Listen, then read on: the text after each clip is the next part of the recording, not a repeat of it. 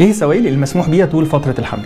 كل السوائل الدافية طول فترة الحمل مسموح بيهم عادي، ما عندناش فيهم مشكلة. اليانسون، النعناع، الكركديه، التليو، كل انواع السوائل الدافية ما عندناش فيها طول فترة الحمل وما بتأذيش البيبي، ما بتنزلش تلسعه وما بتعملش اي مشاكل، ما بتسببش اجهاض، ما تخافيش منها خالص.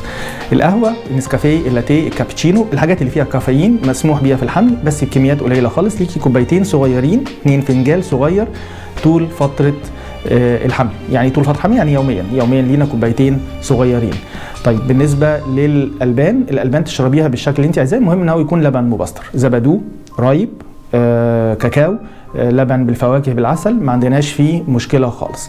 طيب البيبسي، الصودا، البيبسي، الكولا، البيبسي دول ممنوعين، انا ما بفضلهمش. هو احنا لينا كوبايتين صغيرين في اليوم بس انا ما بفضلهمش عشان الفوسفورس اللي موجود فيهم، الفوسفوريك اسيد اللي موجود فيهم بيسحب الكالسيوم العظم فبيعمل لك الام في العظم شويه زياده.